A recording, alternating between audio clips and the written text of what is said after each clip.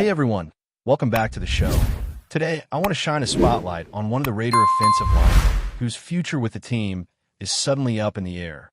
You know that feeling when you hear whispers around the facility, when you see a player conspicuously missing from drills, and when the front office makes moves that suddenly leave a veteran on the outside looking in. Well, that's exactly where Thayer Munford appears to be this offseason. And I'm here to break down why it seems increasingly likely that he won't be suiting up in silver and black when the regular season kicks off. First off, let's talk about the June 1st deadline on the NFL calendar. It's one of those landmarks that every roster-obsessed fan should know, because it represents the first day teams can gain immediate salary cap relief by moving on from certain players. If a team designates a veteran cut after that date, they spread the dead money hit over 2 seasons instead of taking it all in one. In practice, this means that the Raiders can save a little over $1 million right away by parting ways with Munford, who is in the final year of his contract. It doesn't sound like a huge sum in the grand scheme of an $85 million cap, but in this business, every bit counts, and January is just around the corner when big-picture moves are made. But it's not just the cap that paints Munford into a corner. Last week, he was noticeably absent from multiple practice drills, and the team has offered little more than an undisclosed explanation. Whenever I hear that term in Las Vegas, my mind immediately races to 2 possibilities. Either the team is planning to move on, or the player himself is angling to be released so he can find a fresh opportunity elsewhere without risking injury in meaningless spring practices.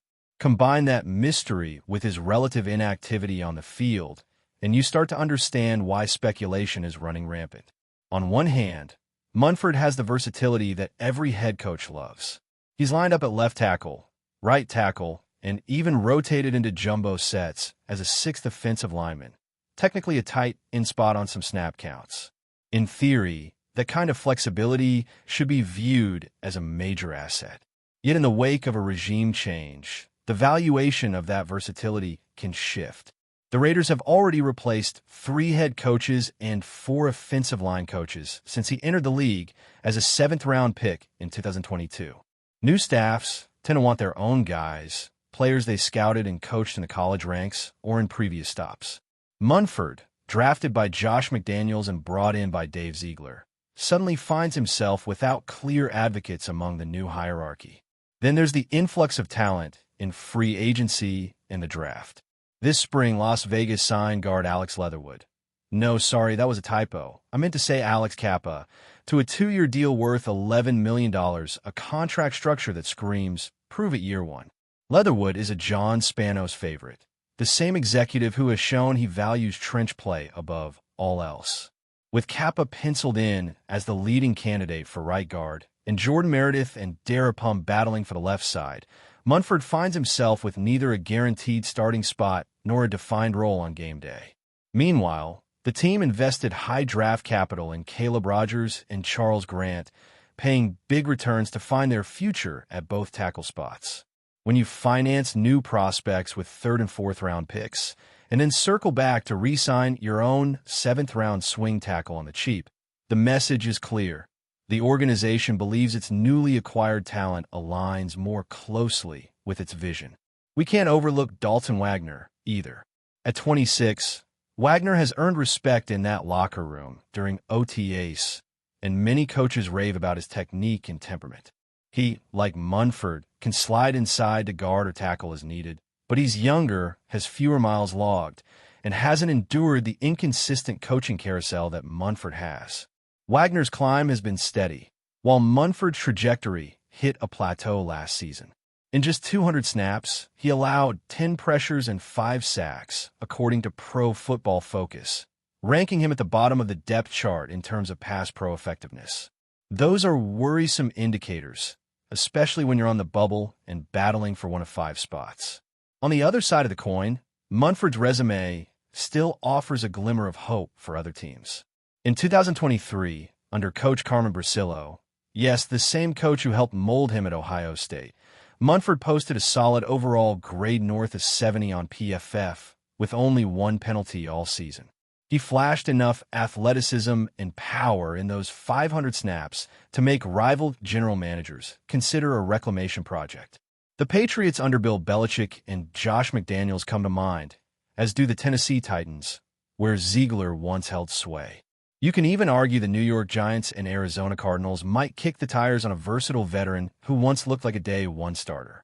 After that, you could fill out a short list of teams like the Ravens, Seahawks, Texans, or Colts who need depth up front and might hope a fresh environment unlocks untapped potential. Still, the more I break down roster construction, the more I lean toward the notion that Munford's service in silver and black is nearing its end. The Raiders have invested draft picks, salary cap, and coaching resources in players who fit the new identity. Run heavy, physically imposing along the interior, agile on the edges. Munford's inconsistent play last season, combined with the arrival of multiple new blocking talents, paints a picture of a roster in transition, and he happens to be an easy casualty when crunch time arrives. If I were his agent, I'd quietly explore release options to secure a spot on a team that values his best traits. If I were the Raiders, I'd calculate the cap savings and move on before training camp begins. Of course, nothing is finalized until a move is officially announced, and Munford still has every right to compete fiercely in minicamp. But when you see how the puzzle pieces have been reshuffled, the new schemes, the drafted prospects, the free agent signings, the veteran swing tackles ahead of him, you start to connect the dots. The whispers aren't just rumors anymore. They're loud enough to hear in the hallways of the practice bubble. So what do you think? Will Thayer Munford still be a Raider when Week 1 rolls around? Or will he be embarking on a fresh start elsewhere? As you watch the roster take shape, keep an eye on the offensive line depth chart and remember the ripple effects of those June 1st decisions. And if you want to keep diving deep into all things Las Vegas football, make sure you're subscribed because whether Munford stays or goes, we'll be here to analyze every turn of the tide. As the calendar inches closer to June 1st, you can almost feel the tension building in every meeting room and film session at the facility. Coaches are already mapping out camp rosters, and the front office has its spreadsheets open, running through every what-if scenario. In that context, Thayer Munford's name has quietly migrated from the lock list to the question mark column. If you walk in the weight room today, you might see his cleats lined up next to Dalton Wagner's, but you won't hear his name mentioned as often. Teammates talk around him rather than seek him out for reps, and when he does step onto the grass, there's an almost imperceptible hesitancy, like he's measuring every movement to avoid drawing unwanted attention. Meanwhile, the younger guards and tackles drafted this year have been introduced with chipper smiles and bold proclamations of how they'll reinforce the trenches. Those introductions aren't just for show. They signal a shift in organizational priorities. When a new regime comes in, they rarely cling to the previous staff's late-round developmental projects, especially those who have yet to earn a clear role. Munford, despite flashes of competence against one-gap teams and occasional success in short-yardage jumbo packages, hasn't done enough to cement himself as more than a fallback option.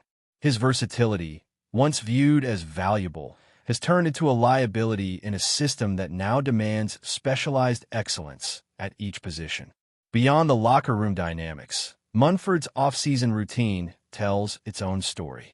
He's been working out separately, engaging with a personal coach rather than the team's positional group sessions. That choice can be seen as a professional's attempt to address weaknesses, but it can also be read as a sign that he's bracing for the possibility of being on his own sooner than later. His reps with the second-string interior have been limited, and he hasn't been invited to the walkthroughs that feature the first-team offense. It's not a public snub. It's the kind that happens quietly under the guise of individualized attention. On the business side, Munford's contract structure only accelerates the decision process. June 1st is the line of demarcation for spreading dead money charges, and at this point, the Raiders brass would rather absorb the modest hit than gamble on a player who struggled when the lights were brightest. Projects have their place in February and March, but as training camp approaches, every roster spot becomes precious. And spot number 78 looks awfully crowded this year. Yet, the human element cannot be overlooked. Munford has shown resilience, transitioning between tackles, stepping in during injury crises, and embracing the role of the unsung hero in jumbo sets. His teammates respect his work ethic, and you can still find subtle messages of support in the locker room. A nod in the hallway, a pat on the back after a run-through. That camaraderie might earn him a phone call if another team's veteran battle wears thin, but it's hardly the same as holding a firm spot on the depth chart. Imagine a phone ringing in the Raiders personnel office on June 2nd. "Hey, it's New England. We heard you might be moving on from Munford. We could use some swing tackle insurance." A call like that would validate his value and offer a fresh start, but it would also underscore the reality that he's no longer part of the long-term plan here. And while there are always teams willing to gamble on an experienced blocker, especially those that crave depth, those opportunities rarely translate into headlines or long contracts. Instead, they become stops on a journeyman's path, where every practice is an audition and every preseason snap carries outsized significance. Meanwhile, inside the Raiders' drone of positional meetings, the coaches are drawing up packages for the season opener. They'll assemble their top 5, or maybe 6 if they decide to keep a veteran swing tackle. And Munford will be watching on TV, waiting for the roster cut announcement. Should his name appear among the final 78, he'll have a week to box up his locker. If not, he'll be pacing the team facility, fielding calls, and weighing offers. None of this is set in stone, of course. The NFL has a way of surprising us with last-minute reversals. A veteran retires unexpectedly, an injury reshuffles the depth chart, or a breakthrough in spring ball forces a reevaluation. But as things stand today, the writing is faint but legible on the wall. Through all the drills, all the meetings, and all the quiet conversations held behind closed doors, Munford's window to secure a permanent home in silver and black seems to be closing, and fast. Before we continue, don't forget to subscribe to our channel and give this video a like. Your support helps us keep bringing you the latest updates on our Las Vegas Raiders. And don't be shy. Drop your thoughts on the news in the comments below. Whispers are swirling in the NFL world as Pete Carroll, the legendary Seattle Seahawks head coach, reportedly prepares for an unexpected chapter, one that could see him and his family making a bold move to the Las Vegas Raiders. The buzz is that Carroll's son, Brennan Carroll, may soon take on a pivotal role as the Raiders' offensive line coach, sparking a wave of speculation about the family's potential new football dynasty. Insiders hint that Pete Carroll, known for his dynamic coaching style and championship pedigree, could be setting the stage for a deeper influence within the league by extending his reach to the Raiders. Brennan Carroll, who has built a solid reputation working with offensive lines at both the college and professional levels, is said to be the frontrunner to lead the Raiders' offensive line. If this pans out, it would mark a fascinating intersection of Carroll family coaching philosophies with the Raiders' aggressive, hard-nosed identity.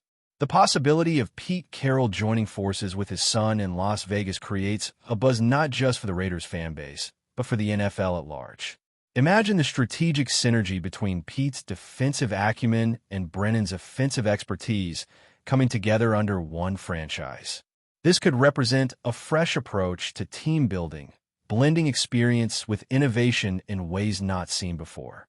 Though nothing is confirmed, the rumor mill suggests that the Raiders' front office is keen on harnessing the Carroll family's football pedigree to rebuild or revitalize the team's offensive front. The Raiders have struggled at times to protect their quarterback and establish a dominant run game, and the arrival of Brennan Carroll could be the catalyst to change that narrative.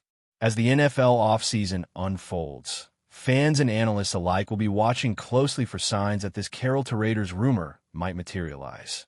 Whether it's just chatter or the start of a new coaching era in Las Vegas, one thing is certain. The idea of Pete Carroll bringing his family to the Raiders has already sparked excitement and plenty of questions about what could be next for one of the league's most intriguing families. That's it for this update. If you enjoyed the video and want to stay updated with exclusive news about our Las Vegas Raiders, be sure to subscribe to our channel and hit that like button. We can't wait to hear your thoughts in the comments. See you in the next video.